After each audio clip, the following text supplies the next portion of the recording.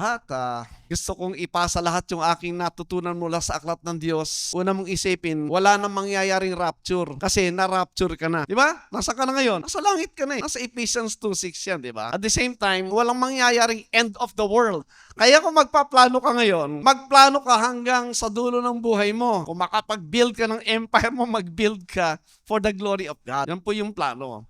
Ang kakaibahan po ng turo ng dispensational futurist, wala na yung long-term planning kasi anytime daw magra-rapture, anytime magunaw ng mundo eh. Marami pong buhay na sira dyan. Yung iba, binagbawalan na mag-aral sa kolehiyo, sa Bible school ka na lang kasi malapit na dumating ang Panginoon. Abay, lumipas ang ilang sakatutak na panahon, walang nangyaring gano'n. Yung mga future ng mga young people na sira. Marami pong ganyan. So, sa umaga po ito, I would like to give po yung ating text sa Isaiah 9:6 and 7 po. Ang ating topic po is about the kingdom of God. Ano ba yung kingdom of God sa Bible? Yung kaharian ng Diyos na tinutukoy ng ating Panginoon. Ito po ang dahilan kung bakit may Kristong dumating. At yung dala-dala po niya. And by the way, sa patuloy na pag-aaral po, ang tunay na pananambahan at pagkilala sa Diyos ay nagmumula po sa malalimang pangunawa, pagkilala po kay Kristo sa pamagitan po ng Biblia at saka ng kasaysayan. Dapat yung Bible po, pinapatibayan niya ng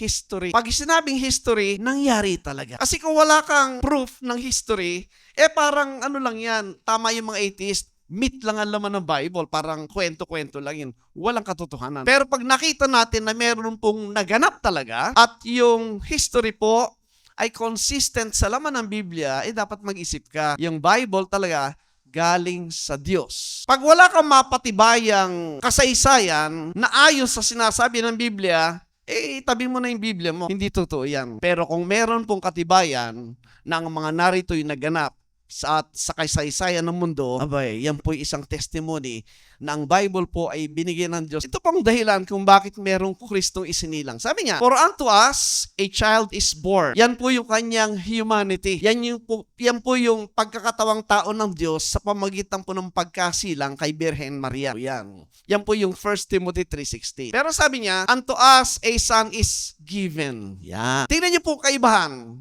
Child is born, tapos ay son is given. Pinapakita po dyan yung dalawang nature po ng pagkasilang ni Kristo. Una po, yung pagkasilang sa laman, yung physical birth ni Jesus Christ, at yung pagiging son po, yung po yung kanyang resurrection. Makita niyo po sa Romans 1:1-4. Doon po diniklara na ang Hesus Kristo po yung anak ng Diyos sa pamamagitan ng kapangyarihan ng kanyang pagkabuhay na muli. Yung po yung dalawang uri ng nature niya, physical birth at saka spiritual birth. Yung po yung kanyang death at yung resurrection. At ang sabi po doon, and the government shall be upon his shoulder. Yan. Yung pamahala, yung kaharian ay taglay po nung Kristo. And His name shall be called what? Wonderful. And by the way, pag sinabi pong name, meron pong mas malalim na pakahulugan yung pangalan eh. Hindi lang letra yon. Yung name po ay bilang pagkilala sa isang persona. Kunyari, ikaw tatay ka ng iyong mga anak.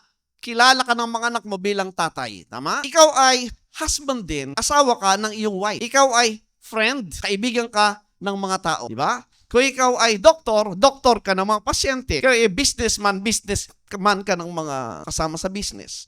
So, ibig sabihin, pag sinabing name, marami pong iba't ibang identity, depende kung paano ka nakilala ng mga tao. Ganyan din po yung ating Diyos. Ang Diyos po, maraming titles. Naku po natin. Yung isang tao pwedeng tatay, pwedeng anak, pwedeng husband, pwedeng friend, pwedeng may titles ang doctor, engineer, whatever yung kanyang kalagayan. Pero isang tao siya. Tama?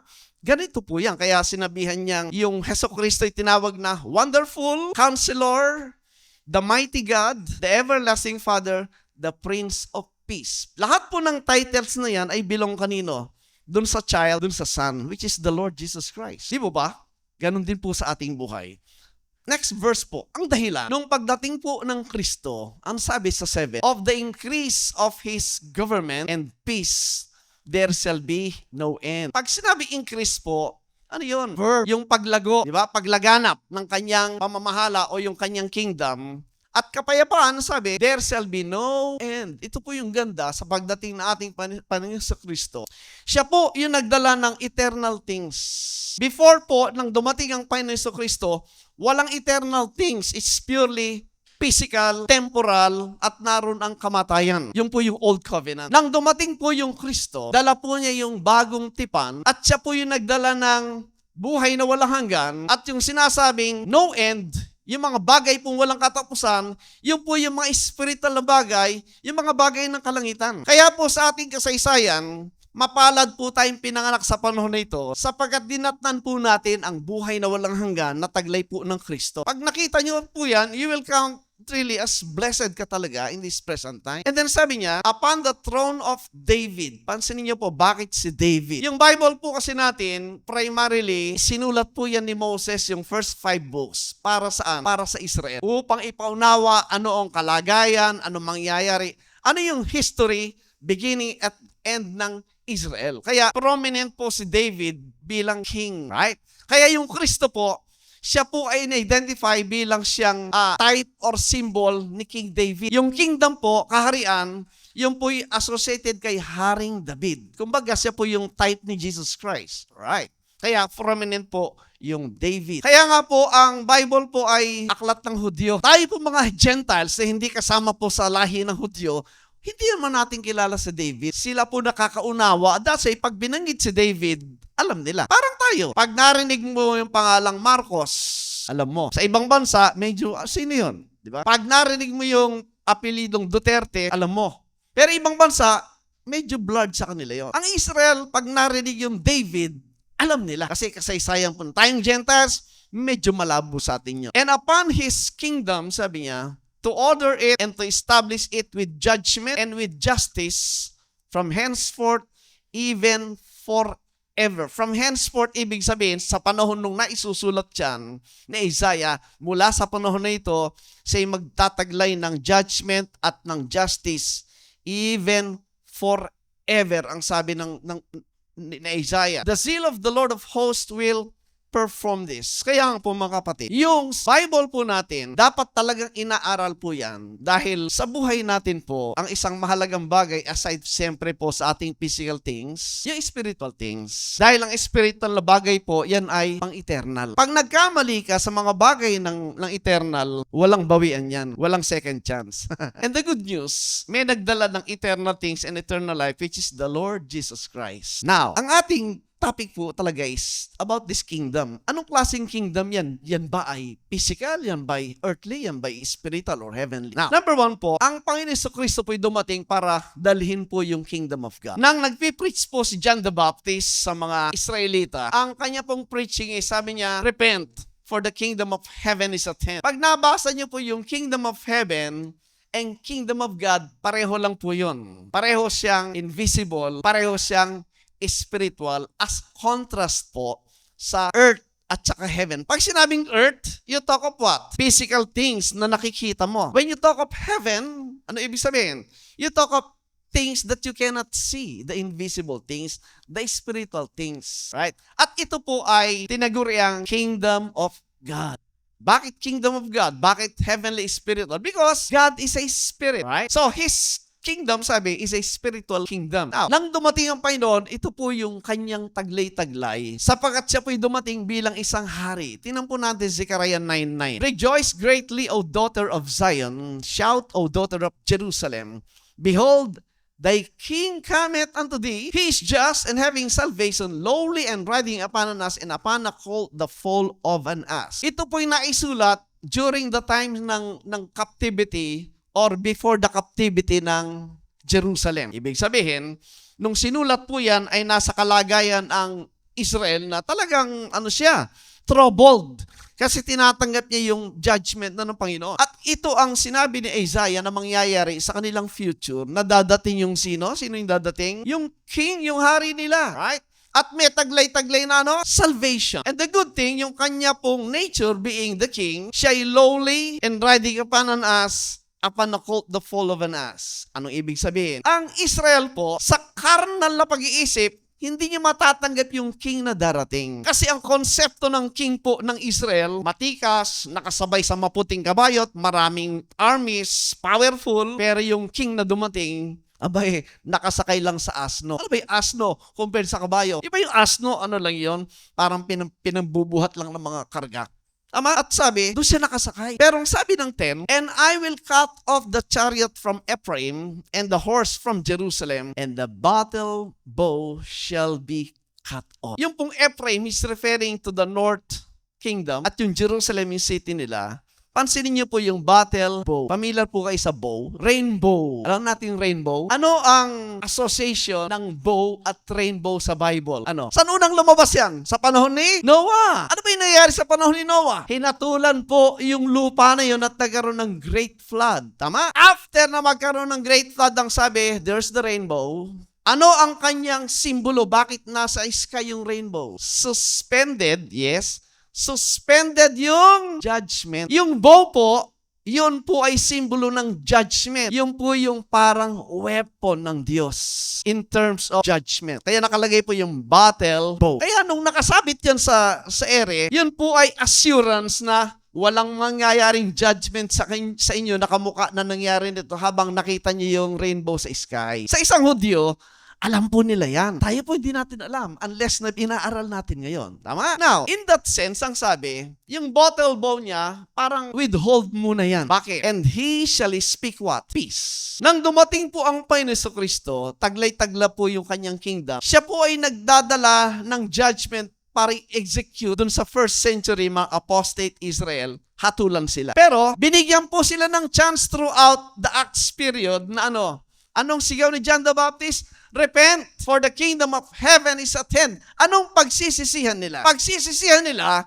na hindi nila sinunod yung kanilang kasunduan doon sa sinumpaan nila, nakautusan ng Diyos nung sila lumabas sa Egypt. Diba? Nung sila lumabas sa Egypt, nagpunta sila sa Mount Sinai. Doon nagpakita ang Diyos in the form of what? Nandun in the clouds.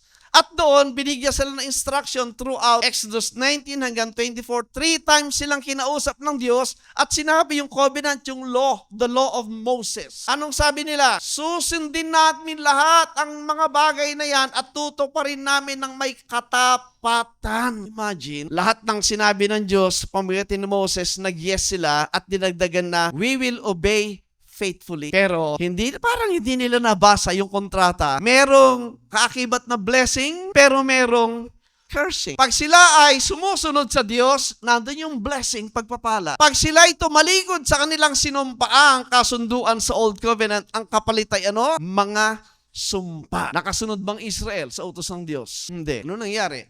Sumpa ang nangyari. Sila'y dinala sa promised land at sila'y pinagpala ng Diyos doon. Natatag yung kingdom. Walang ibang bansa na pwedeng gumapi sa kanila. Sila'y pinagpala physically, everything, peace and security. Pero nang sila'y nagdala ng idols doon sa loob ng land, ibang usapan na yon. Dapat ang tungkulin po ng Israel, ipakilala ang Diyos doon sa mga pagan nations na sumasamba sa mga Diyos-Diyosan. Hindi nila ginawa.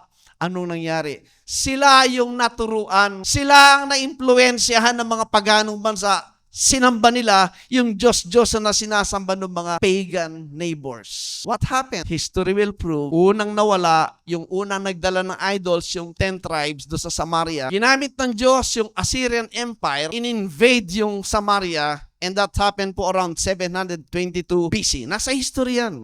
Sumunod, yung nasa Jerusalem, gumaya na sumamba sa Diyos ando sa mga taga-Samaritan. Ano nangyari? God raised up the Babylonian Empire, 586 BC, in-invade ang Jerusalem, nawasak yung first temple, Jerusalem. Again, i-google nyo, nasa history. Nandito sa Bible na. Before na mangyari yon, nakahula sa Biblia. Natupad. Don't you realize? Meron bang aklat na ganyan? Yung kanyang prophecy, natupad in a certain period of time. Precision. Precise. So what happened? Nawala po sila sa land. Nawala yung blessing and they're under curse. Now, what happened? Ito pong Zechariah 9, 9, and 10, dumating sa time na sila po ay nandun na naibalik na sa Jerusalem at natupad na po yung hula. Tingnan niyo po yung Matthew 21. Matthew chapter 21, verse 1. Dumating sa Jerusalem ang Panginoon, pinakuha yung asnong nakatali sa pinto, asa sa puno. Pag may nagtanong sa inyo kung bakit kinukuha niya, sabihin niyo, pinapakuha ko. Verse 4. Ayon po kay Apostle Matthew, anong sabi niya? All this was done that it might be fulfilled which was spoken by the prophet saying, For tell ye the daughter of Zion, Behold, thy king cometh unto thee, meek and sitting upon an ass and a colt the foal of an ass. Dumating po yung king, wala namang sariling kabayo. Nanghiram lang. Don't you realize that? Yung may-ari nung, hindi kabayo, asno, hiniram lang niya. Di mo sa kanya eh. Di ba? Yun ang sinakyan niya, yung po yung sineselebrate ng mundo na yung palaspas, yun yung kanyang entrance po sa Jerusalem. Pagpasok sa Jerusalem, Panginoon, nakaupo sa asno, nagtaka yung mga tao, and yet, nagladlad ng mga, di ba? At welcome siya. Hosanna, the Son of David. Nirecognize siya ng napakaraming tao sa panahon na yun. Why? Because he is the king. Now, bilang hari po, ano ibig sabihin? Kung ikaw ay king, meron kang kaharian. Imposible nung king ka na wala kang kingdom. Tama? Now, kaya ang sabi po ng Bible, tinan nyo, Psalms 47 verse 7. For God is the what? The king of all the earth. Sing ye praises with understand. Kanina po yung mga awit kanina talaga mapapataas ang kami. Thank God for forgiveness of sins at redemption. And every day, you can praise God. Ano man ang sitwasyon mo, sometimes nasa taas ka, sometimes nasa baba ka, pero yung thanking and praising God, it doesn't change because God never changed. God allows us to experience yung nasa taas, o minsan nasa baba, umiikot ang mundo. Pero sabi ni Pablo, in whatsoever state I am, there I learn to be content with my Lord. Kanina nagbibiyahe kami ni Mrs. kasi marami na pa kaming tao nakilala. Mga pastor. Sometimes, yung buhay kasi, merong time na nasa ilalim ka. And you can see the humility of the people na nasa ilalim. Pero, may mga umangat, sinabi nakaangat-angat sa boy, ba nagbago yung ugali? Hindi mo na ma-reach. Sabi ko, bakit magbabago yung ugali mo na bago lang antas ng buhay mo? Bakit? Diba? Dapat po, pareho lang. And you count yourself as more blessed if God put you in a situation that sinasabing nakaangat-angat na raw sila. Hindi dapat nagbabago yung ugali mo? Yes. Because all these things are just situation, nilalagay ka ng Diyos dyan to prove yourself how you look at things. Paano mo titingnan yung buhay na yan? Pag ang tingin mo para kang, unreachable na question, hindi ka ba mamamatay? Ako, ganun na inisip ko palagi. Lahat ng bagay na ito ay temporary lang. If God bless you with so much, praise God. If God put you in a situation, pray hard, but still thank the Lord because God is in control. Tama? Lalo na ngayon. So, this God, who is King of all the earth, ang sabi ni Paul sa 1 Timothy 6:15, which in His times He shall shew who is the blessed and only potentate, the King of kings and Lord of lords. Ang reference po dyan si Jesus Christ. Now, so, dito po nagkakaroon ng maraming debate concerning the kingdom. Ano pa talaga yung ibig sabihin ng kingdom? Ang isip po ng mga Hudyo na kausap ng Panginoon because sila po yung namulat doon sa Old Covenant. Ang lumang tipan po, kung pag-aaralan niyo po ang Old Covenant, lahat po dyan ay pertaining sa physical, earthly things. Lahat, blessing nila, physical land, physical yung biological seed mula kay Abraham, kay Isaac, kay Jacob, and then the 12 sons. Doon lang belong yun sa lahi ng Israel. Kung hindi ka pinanganak sa lahi ng Israel, you are a heathen or you are a Gentile. At wala kang covenant sa Diyos. Walang promise para sa iyo. At even sinabi, wala kang Kristo kasi wala kang Messiah. At wala kang Diyos. Because during the Old Testament po, ang Diyos, ang dealing po niya doon lang sa nation Israel. Di ba napakahirap? Kaya pinagbawalan silang kausapin ng mga Gentiles. Bawal kasi ang tingin sa Gentiles, unclean animals. With that po, makita nyo, dumating yung Kristo. At ang isip ng mga Pariseo, tingnan nyo po dito sa Luke chapter 17 verse 20. Ito po ang debate nila nung panahon na yon. At ako'y natatawa nga po hanggang ngayon sa isipan ng mga futurist, dispensational friends natin. Ganyan, no? Ang sabi ng mga Pariseo, when he was demanded of the Pharisees, when the kingdom of God should come, he answered them and said, the kingdom of God cometh not with observation. Ang mga Pariseo, hinahanap nila, nasaan ang kaharian? Parang yung mga friends, nasaan si Kristo? Dumating na ba? Pareho ng question. Ito rin. Ang sabi ng Pariseo, nasaan ang kingdom? Anong sagot ng Panginoon? The kingdom of God cometh not with observation. Ang kaharian ng Diyos, hindi nakikita. Hindi maintindihan ng mga Pariseo. Bakit?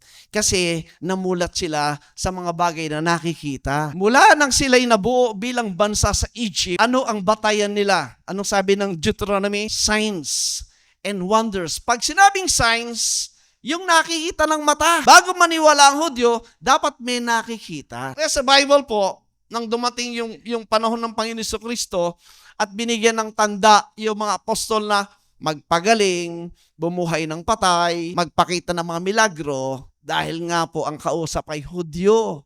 Ang sabi ng Biblia, for the Jews require a sign, but the Greeks, the Gentiles, seek after what? Wisdom. Sa mga Hentil, tama na yung narinig natin at pinaniwalaan natin yung nagsabi. Hindi natin kailangan ng signs. Tama na sa ating makilala. Sino ba yung nagsasalita? Kung si Kristo ang nagsasalita, tama lahat sinasabi niya. Ang Hudyo hindi. Kailangan may tanda. Bumuhay ka ng patay para maniwala kami sa iyo. Hindi ba nung pinagaling niya yung mga meketong at saka mga bulag? Pinakita niya. Anong sabi niya? Pumunta kayo sa high priest at ipakita nyo. Bakit?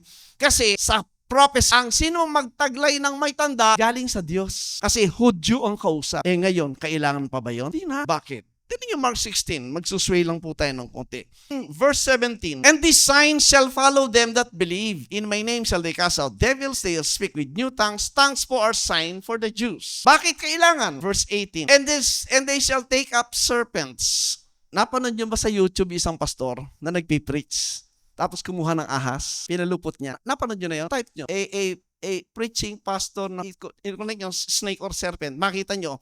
Live! Kinuha yung ahas, tinuklaw. Live! Namatay sa doon. Nagkikisay. Kasi ginaya niya ito. Yan ang dangerous po ng wrong doctrine. Na hindi tinitingnan ko sino yung audience, ano yung circumstances doon sa text. Sabi niya, they shall take up serpents, and if they drink any deadly thing, it shall not hurt them. They shall lay hands sick, and they shall be recovered. Bakit merong tanda? Unang-una, kausap mga Hudyo. Secondly, tinin niyo po yung verse 20. Bakit kailangan ng signs at the time? First, ang kausap mga Hudyo, at saka ito, ano sabi diyan? And they went forth and preached everywhere, the Lord working with them, anong ginagawa ng Panginoon? And confirming the word with what? Signs following, amen. Sa panahon ba natin, paano mong nako-confirm kung totoo yung preaching at teaching? Meron tayong Bible. During that time, ang hawak lang nila, Old Testament. Tama?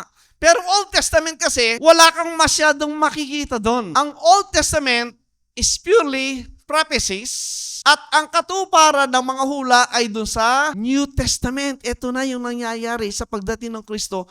Unti-unti nang na-fulfill yung lahat ng sinabi sa kasulatan. Kaya tayo po, mas blessed tayo ngayon kasi we can look from outside kung ano nangyayari sa kanila kasi may kumpleto tayong record ng event during the time of Christ. Whereas sila, wala. Kumakapa sila kaya sa kanila sa panahon, misteryo sa kanila yon. Tayo po hindi na Hawak mo na yung aklat Pwede mo nang saliksikin, pwede mong hanapin, etc. Para matiyak mo, totoo ba ito o hindi? Ito ba? We are much blessed po today. Now, balik tayo sa ating teksto ng Luke 17 verse 20. So, ang sabi ng mga Pariseo, nasaan yung kingdom? Hinahanap namin yung physical kingdom na may nakaupo sa trono, na maraming sundalo at tinalo lahat ng kalaban. Pero sabi ng Panginoon, the kingdom of God cometh not with observation. Hindi siya nakikita. Verse 21, neither shall ye say, lo here or lo there, for behold, the kingdom of God is within you. Within what? Within the nation of Israel. Nasaan yung kingdom? Na kay Kristo. Kasi siya yung king. And yet, sinabi niya, hindi nakikita. Ano ibig sabihin? Present na yung kingdom. The kingdom of God is within you. Hindi nyo lang alam. Kasi ang kingdom of God na kanino? Nasa kaharap nila. Kay Kristo. Mahirap paniwalaan. Bakit? Si Kristo po kilala nila Di ba sabi nila, nung pinapaliwanag yung bread from heaven, ang tinutukoy niya siya mismo yung bread from heaven. Pero ang isip ng mga kausap, yung kinakaing tinapay, hindi nila maintindihan. Itong Jesus dito, kilala natin to Anak lang ito ng karpintero At anak yan sa pagkakasala. That's one of the accusation po against Jesus Christ. Why? Di ba si Joseph din? Engaged na sila to be married. Hindi pa nagsasama. Ba biglang nagdalang tao? Ano sabi ni Joseph? Ay, iwanan ko. Pero privately, para di mapahiya. Kasi naisip niya, ba't biglang nabuntis? Mabuti kinusos ng anghel, pinaliwanag. Kasi yun ay sa Diyos. Birhen pa siya. Hindi alam ng mga Hudyo. Kaya isip nila si Kristo pinanganak sa pagkakasala. Pero mo, throughout his earthly life, aside from the suffering, may itinatak sa kanyang something sa sinabing moral ground, parang panisira yung pagkatao ng Kristo kasi anak sa pagkakasala. Tinaglay po ng Kristo. Pag binasa mo yung John 8, sabi niya, ang anak ni Abraham, ganito, sasagot mo, kami, hindi kami pinanganak sa fornication, sabi. Pinariringgan siya. That's the history of that. At nandun po yung suffering na ginanampay ni Jesucristo for the sake of what? Na i-address po yung problema ng mga tao. Now, so yung kingdom of God, maliwanag po yan. Hindi po yan physical na darating at mag-ahari sa Jerusalem, uupo sa trono at papatay uli ng mga hayop at maghari ang Israel. Di ba dati tayong mga futurists? Di ba hinihintay natin yung pagdating ng Kristo? Right? Tama? Re-review po natin. Hindi ba ang turo ng futurism ganito? Dumating yung cross, dumating yung time ng Christianity, dumating tayo sa time ng 20th century, ang paniwala, yung second coming, hindi pa nangyari.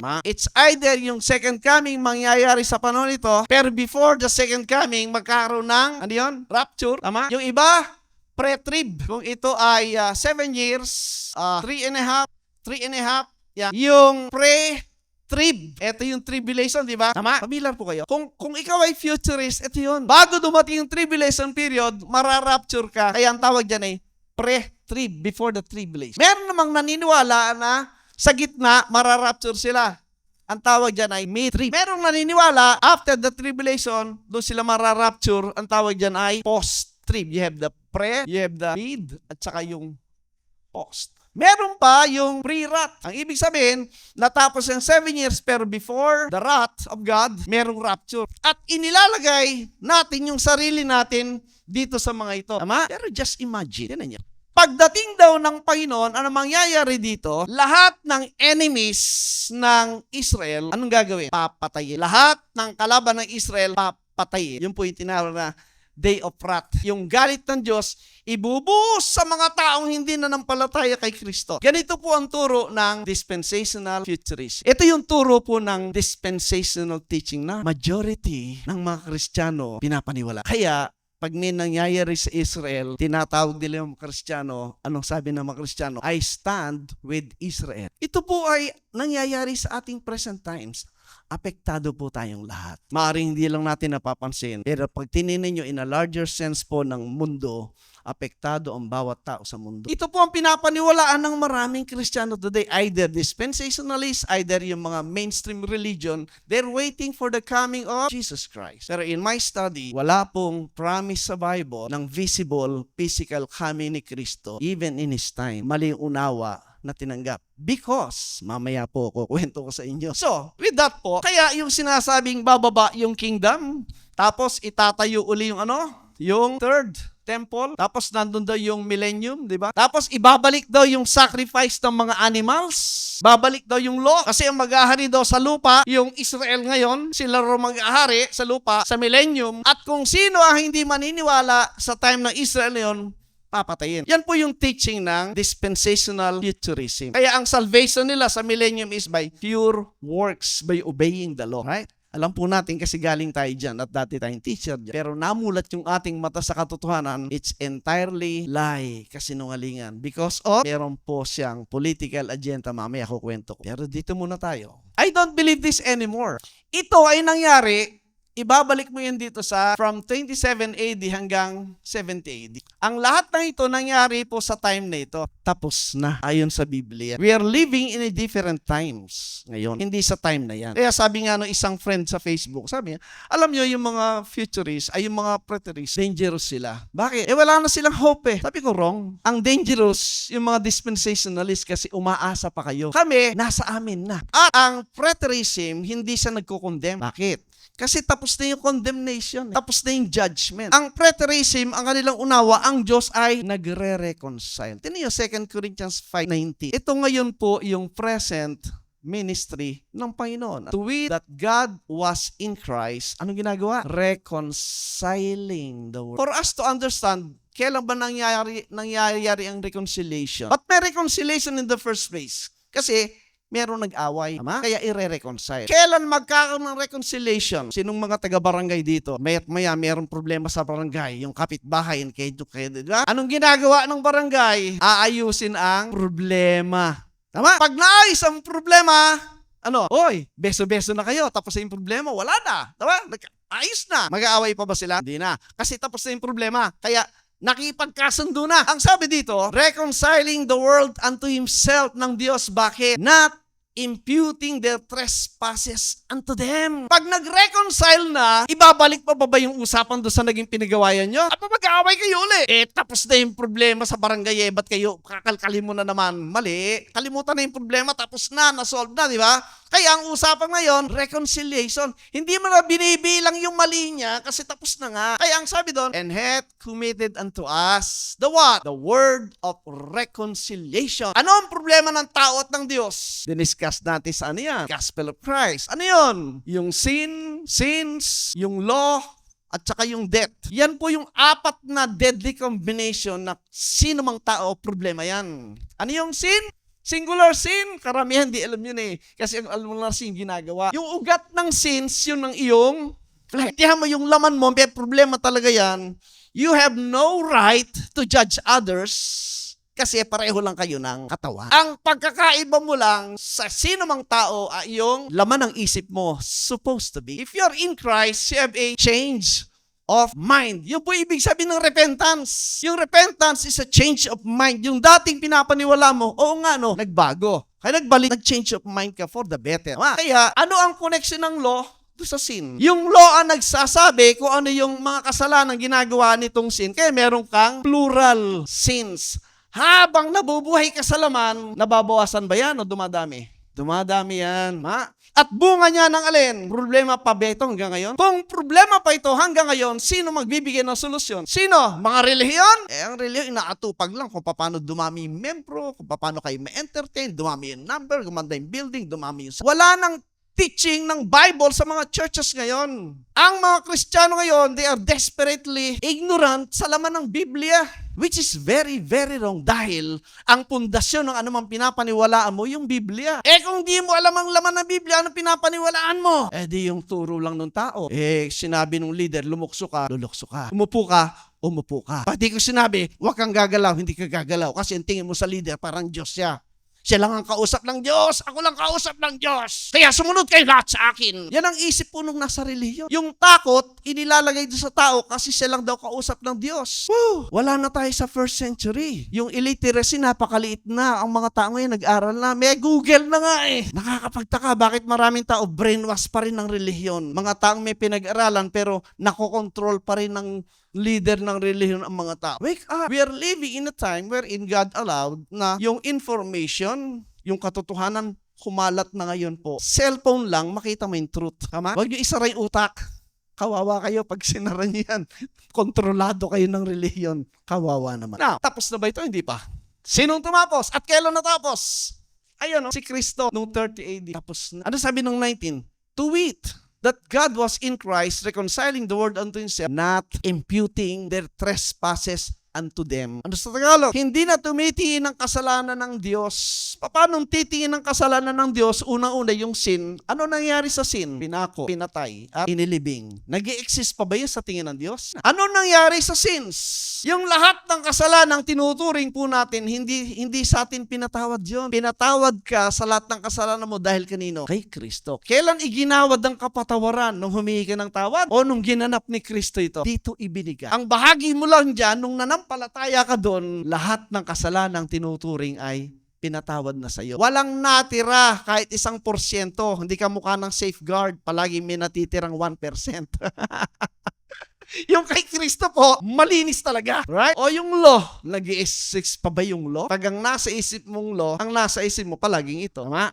Hindi yun. Tama? Pag ang nasa isip mo yung kautusan, palaging nasa isip mo mga kasalanan. Pero pag ang nasa isip mo, itong ginawa ni Kristo, wala na ito. Bakit? Roma 4:15. Because, sabi niya, the law worketh wrath, for where no law is, there is no transgression. Kung walang kautusan, ano ang kautusang lalabagin mo? Romans 5:13. Ito po'y binabasa natin, mismo yung testimony ng Biblia. Alisin muna natin ating pag-iisip bilang tao. For until the law, sin was in the world. But sin is not imputed when there is no law. Ang kasalanan, hindi binibilang kung walang kautusan. Maliwanag ba? Are we still under the law? Wala na.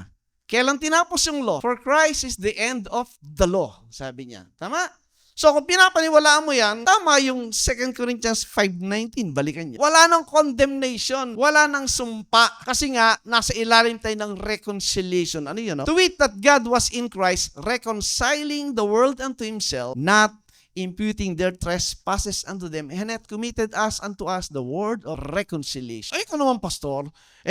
Pwede na palang gumawa ng kasalanan. Yun lang tanong na yon, kilala na kita kung sino ka. Gustong gusto mo yan. Pero hindi mo iniisip, ano ba ang dinanas ng Kristo para sa kasalanang sinasabi? Ibig ba sabihin, walang kwenta sa yung ginawa ng Kristo? Yung siya'y alipustain, hamakin ng mga tao sa panahon na yan, sampalin, pero sinasampal mo yung Diyos. Yung hagupitin ka nung latigo ng Roman stripe noon, na yung dulo ng latigo ay merong tinatawag na cat's eye. Yung pagdapo nung dulo ng latigo, kakapit sa laman, paghila, kasama yung balat at laman. Kanya yung ipinakong Kristong, sabi ni Isaiah, hindi mo makilalang katawan ng tao. Mas higit pa yung sa larawang ginawa doon sa Passion of Christ ni Mel Gibson. Di ba? Tinututulan ng church yun. Kasi daw masyadong brutal. No! Yung description ni Isaiah doon sa katawan ni Kristo, hindi mo makilalang tao. Dahil sa bugbog talaga ng buong katawan niya. At hindi lang yun. Nung ipinako sa krus mga alas 9 ng umaga hanggang hapon, nakabilad sa araw. Punong-puno ng sugat ang katawan. Humihi ng tubig. Anong pinainom? Vinegar. Nararamdaman mo yung sakit sa katawan at uhaw na uhaw ang sikat ng araw. Pambihira naman yon. Kung naintindihan mo yan, hindi mo sasabihin yun, pwede palang gumawa ng kasalanan. Anong klaseng isip yon ng isang mananampalataya? Hindi po gano'n. Para bang kung may taong gumawa ng mabuti sa iyo, tinulungan ka sa gitna ng problema, walang ibang tutulong, nakita, kailangan mo, tinulungan ka. Ano yung normal na reaction ng matinong isip ng tao?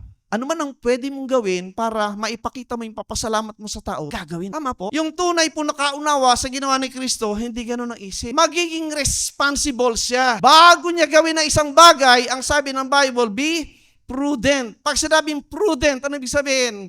Isipin mo muna ng 10 beses bago mo gawin. Kasi pag may ginawa kang hindi tama, sino apektado? Una ikaw, sunod yung pamilya mo, sunod yung mga taong nasa paligid mo, everything po will be destroyed. Because, ginawa mo. Ang isang mananampalataya, nagkakaroon po siya ng wisdom. Hindi ganun ang isip. Pwede na palang gumawa ng kasalanan. Hindi ganun ang isip. Kahit sa normal na isipan ng tao, mali yun eh. Yun mga taong hindi mo dapat tulungan. Tinulungan mo na nga, yung pa rin ang gagawin sa'yo. Peperwisyo ka pa rin. Mali yan. Di ba ba? Ganun pong unawa dito. Dapat nga, pasalamat ka. Dahil sa ginawa ni Kristo, yung katawang lupa natin, mamamatay ka na, may ginagawa pang mali yan. Totoo ba yung sinasabi? O meron dito hindi gumagawa ng mali. Turuan mo ko. Mag-CCTV ka 24 hours para sigurado tayo. Di ba ba? Yung maraming religious leader, kala mo sila na yung pinakabanal sa lahat eh. Hindi totoo yun. Isa lang ang banal, kamukha ng awit kanina, there is one holy which is the Lord Jesus Christ. Pag sinabing holy, He was separated to the will of God. Tayo po, tinawag tayong banal because we are separated to the purpose and will of God. Tama ba? Hindi na tayo ngayon para sa bagay na hindi tama. Tayo ngayon na hiniwalayan ng Diyos sa kanyang kalooban, sa kanyang naisin na magana. Tama po ba? Yun po ang sinasabi doon. So therefore, nang dumating ang kingdom, nakita ba nila? Hindi. Kasi ang sabi ng Panginoon, hindi nakikita. And dahil ang kingdom po ay spiritual nga, anong kailangan para ikaw ay maparoon sa kingdom? Kailangan isilang saan? Sa espiritu. Yun po yung born again. Born again. Pag sinabi again, dalawa. First birth mo is what? Physical. Pinanganak ka ni tatay at nanay. Yung second birth mo, ano? Yun ay spiritual. Paano kayo papanganak sa spiritual na kaharian, sa spiritual na pamilya ng Diyos sa pamagitan ng Gospel of Christ? Tignan niyo po, 1 Corinthians 4:15. For though you have 10,000 instructors in Christ, yet have not many fathers. For in Christ Jesus I have begotten you through the Gospel. Kahit 10,000 pa yung religion mo, pero sabi niya, ipinanganak ka lamang sa pamagitan ng gospel. Di ba? Ngayon, kung ikaw ay pinanganak kay Kristo, nang sabi, isinilang kang muli saan? Sa pamilya ng Diyos. At nung isinilang ka, parang bata. Di ba yung mga bata, yung mga anak natin, nung pinanganak, meron bang batang pinanganak ko? Anak, pinanganak na kita, bahala ka na sa buhay mo. Gabi ganun ba? Di ba? Hindi. Kamukha nung baby na yun, no? Nung pinanganak yan, di ba kaligayahan sa family? Nung pinanganak yan, anak, bahala ka na sa buhay mo. Ganun ba? Di, tinan mo naman ang pagkiling ng magulang sa anak, di ba? Doon pa lang nag-uumpisang, inaaruga ka ng Diyos. Ano ang pagkain unang hinahanap ng bata? Milk. Sa spiritual, anong pagkain hinahanap mo dapat? Milk. ng salita ng Diyos.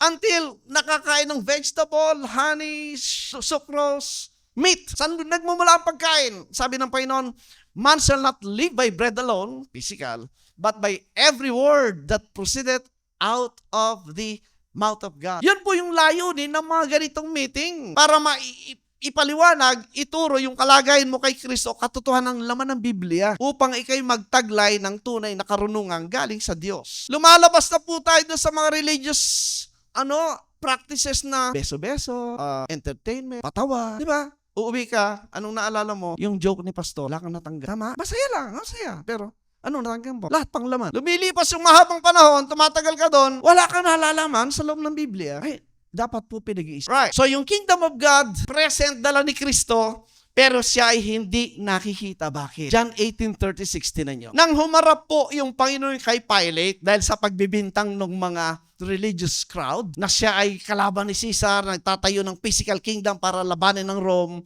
anong sabi ni Kristo? Jesus answered, my kingdom is not of this world. If my kingdom were of this world, then would my servants fight that I should not be delivered to the Jews. But now is my kingdom not from hence.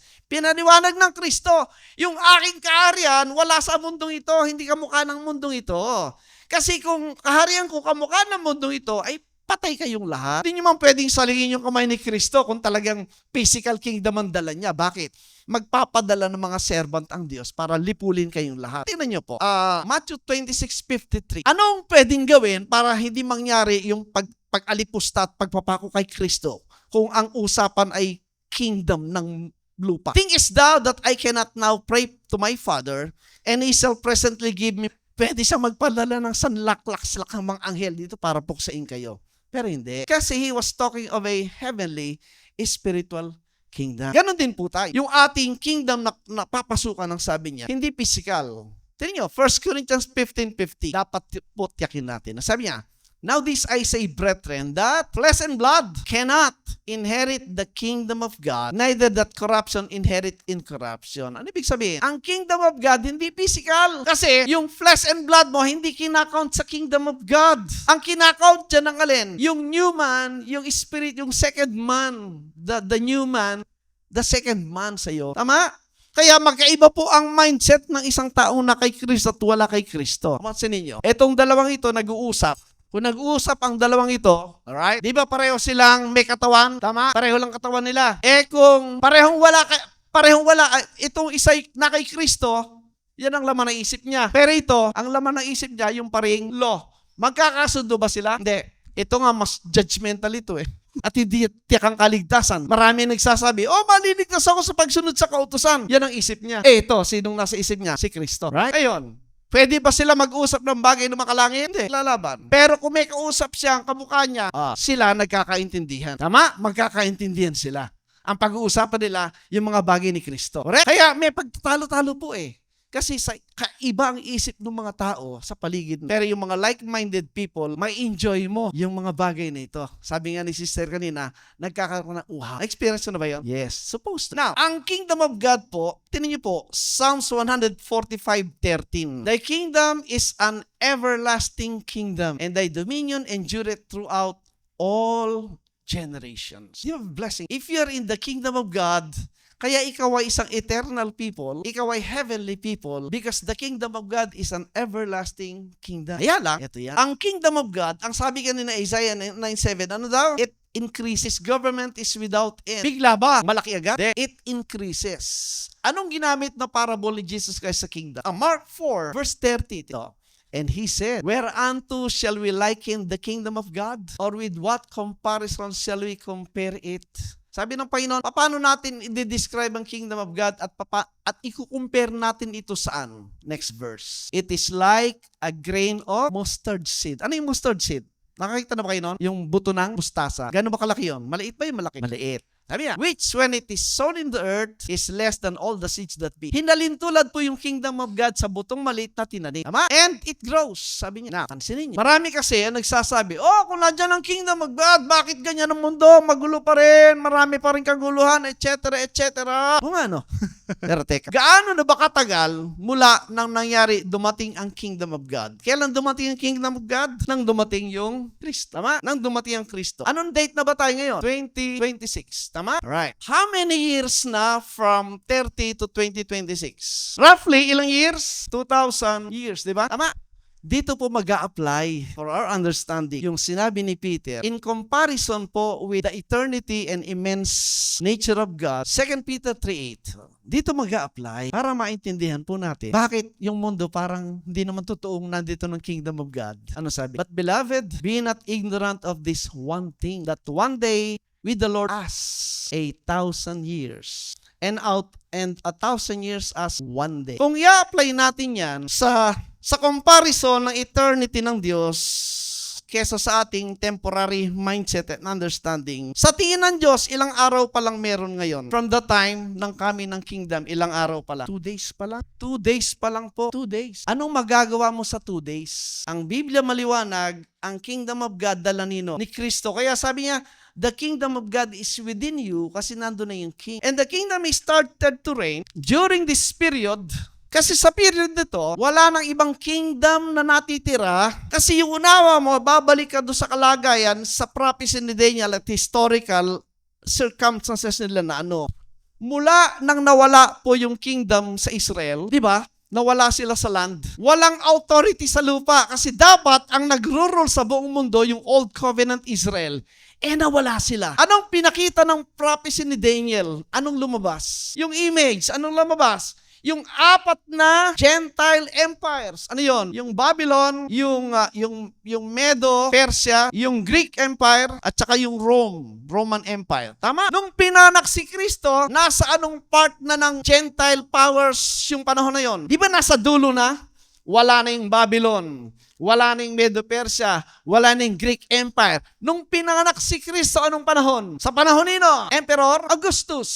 At maaaring pinanganak siya 4 BC, kaya nung pinatay siya, 27 BC, i-compute mo, namatay siya ng 30 years old. Kasi 3 years siya mula 27 nag-minister. Pinanganak siya ng around 4 BC sa panahon ni Augustus. At ano nangyari? Sa panahon na ito, nawala yung Rome unti-unti. Nung 69 AD, nagkaroon ng civil war sa Rome, yung tinawag na 4 years, year of 4 emperor. Sa loob ng 1 taon, nag-aagawan sa throne yung 4 na emperor. 1 year lang nung 69 until unti-unti nawala na yung Roman Empire. Nung nawala yung 4 Gentile empires, anong kingdom ang nagro-rule? Tignan nyo, Daniel 2:35. Tignan nyo mabuti po ito mga friends. Kaya po, yung Bible at history, hindi po magse-separate. Then was the iron, the clay, the brass, the silver, and the gold. Yun po yung gold, Babylon, silver, Medo-Persia, brass, Greek Empire, clay, iron, sapphire, yun ang Roman Empire. Ano nangyari? And became like the chaff of the summer threshing floors, and the wind carried them away, that no place was found for them.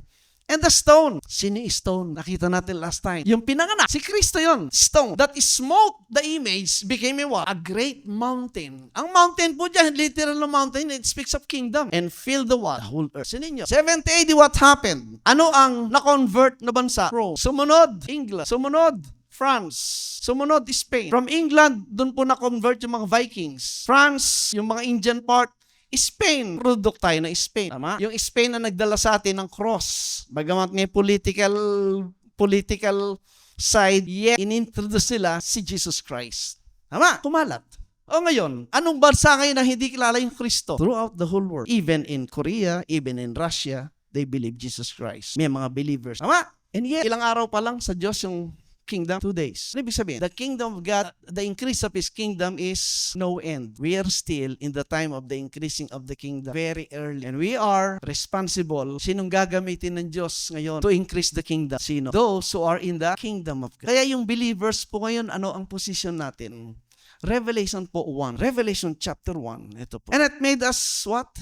Kings and priests. Ang believer po, ang position mo sa kingdom of God, you are a king and priest. Pag sinabing king, nagro-rule ka. Babae ako. No. In the kingdom of God, neither male nor female. In Christ, neither male nor female. If you're in Christ, king ka. Ano ginagawa ng king? Meron siyang sword. Ano yung sword mo? Ano yung rule mo to govern? The Bible. The scriptures. You are reigning because you have the rule. The standard of the king's words. Ano yun?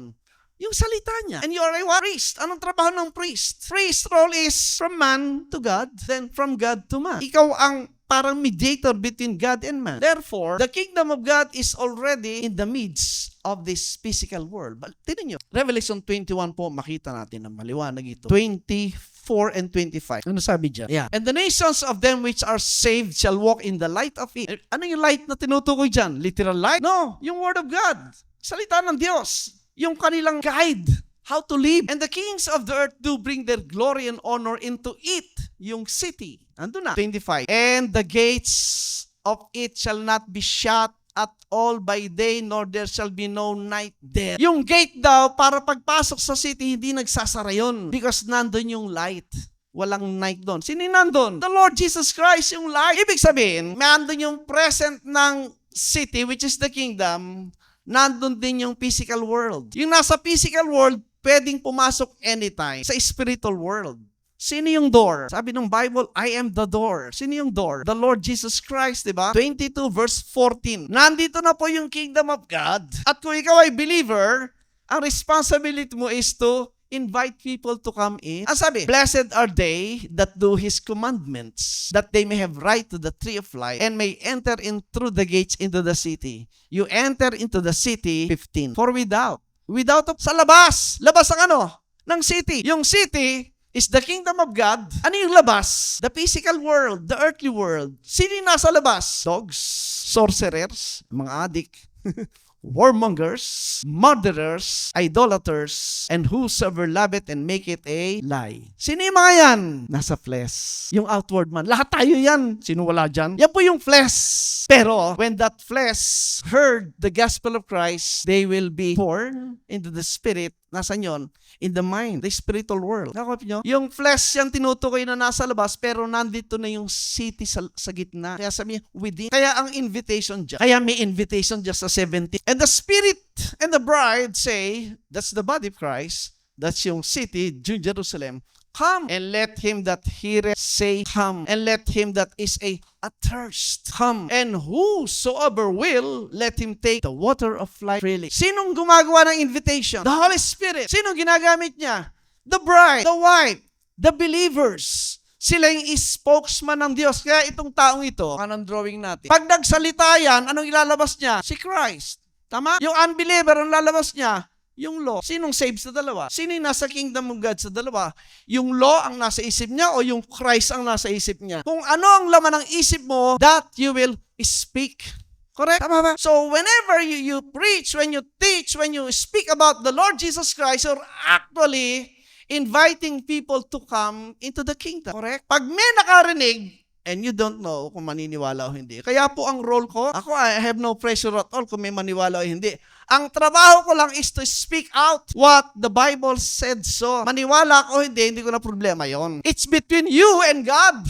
Kasi narinig mo na one time in your life, narinig mo na, ang tanong, anong ginawa mo sa narinig mo? Naniwala ka ba o hindi? Kaya ang requirement is what? Believe. Kasi when you believe, before you believe, nagre-reason out ka, tama ba ito? May kabuluhan ba ito? Walang kwenta ito. When you reject, walang kwenta yan. But when you believe, ay pambira, in-accept mo, and it will become a power sa tao na yan, it will change your mind, it will change yung priority mo and how you look at things sa paligid mo. Yun po yung conversion. From the earthly and carnal mind, napunta ka sa spiritual and heavenly things, nakita mo na yung value ngayon ng buhay mo, that you are now living not only in the physical essence, but also in the spiritual essence. Meron kang dalawang mundo. Kuha po natin. Yun po yung totoo. Lumabas na tayo sa kaisipang relief. Okay na ako nagsimba, okay na ako ganyan. No, the Word of God has power to those who believe. Hindi ka patutulugin yan. Hindi ka patatahimikan yan. Because something inside is bidding you to go, speak the precious word of and invite them. Come inside the kingdom of God. Believe. Anong ginawa ni Kristo para sa? That's the message po. And we are blessed. Si Jesus Christ nasaan? Yung iba, malayo, nando pa sa third heaven. Layo yata nung third heaven. Di mo alam gano'ng dadaan mo yung billions of galaxies and physical pa rin ang isip. Ang layo daw ng langit. Imagine, ako ang takot ko po noon. Pag namatay ako, sabi, aakyat ako doon sa third heaven, and naroon yung mga fallen angels. Nando doon si Satan, dadaanan mo siya. Mamamatay ka na lang, takot ka pa pumunta sa langit kasi marami ka pang dadaan ng kalaban. Ano ba yan? Ang layo, parang comics po yung kwento ng ganun turo. No. Ang kingdom of God, nasa gitna natin, in the midst of this life. One more po, Ezekiel 37. Ezekiel 37, 26. Moreover, I will make a covenant of peace with them. That's the new covenant. It shall be an everlasting covenant with them. And I will place them and multiply them and will set my, look at this, sanctuary. Ano yung sanctuary? The temple. In the midst of them forevermore. Yung temple nag-i-exist sa gitna ng physical world. Nandoon siya. Kaya anytime yung tao makakapasok doon sa kingdom of God at ang entrance is the gospel of Christ. Di po ba? Kaya ang role natin as a believer is invite them to come. Ikwento mo lang yung ginawa ni Kristo, tapos na ang judgment, tapos na ang kasalanan. Nakikipagkasundo ang Diyos sa'yo. Bayad na lahat ng kasalanan. Good news yun. And when people respond, that's the blessing.